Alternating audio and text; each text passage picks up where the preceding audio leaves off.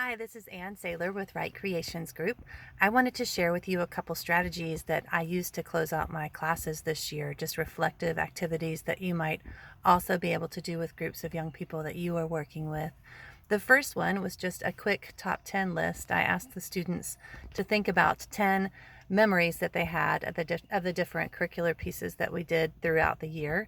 Of course, we're on a Zoom call, so I pulled up a whiteboard and I was typing the 10 activities as they quickly rattled them off. And that was just getting them in the frame of mind of what have we done this year so they could move from there into reflection on the various activities.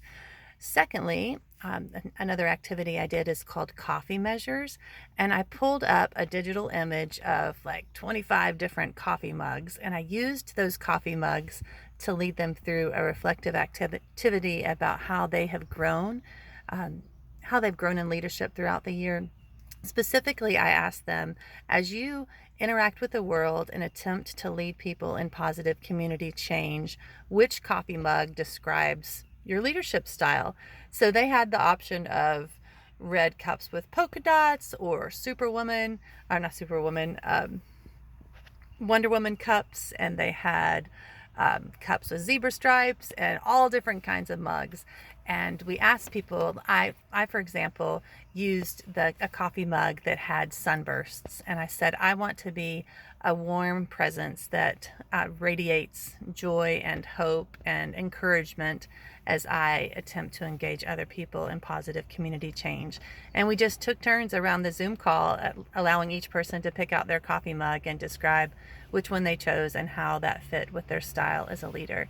And it was just sweet. And after each person shared, we invited the rest of the group. This particular class was small, so I was able to invite the other 7 students in the class to also give feedback on each individual and affirm them and their leadership skills and just their friendship skills and the way they've communicated in the class.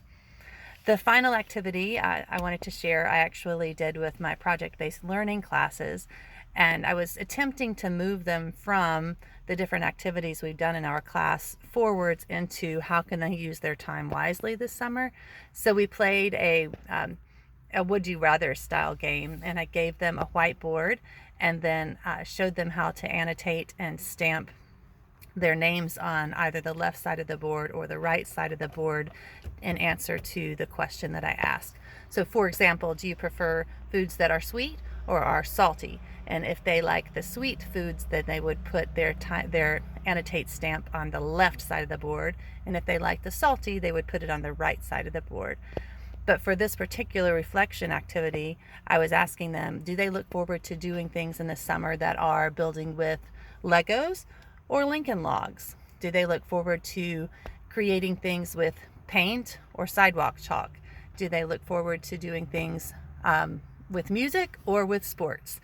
And I gave them a whole bunch of different options. And then after that was a very natural time to ask each student to share what is one thing they are especially excited to spend time learning and doing and growing this summer. So there are several different reflection strategies that you can use as you close time in your classroom or in your youth groups. I'd love to hear what you are doing on Zoom as a reflective strategy.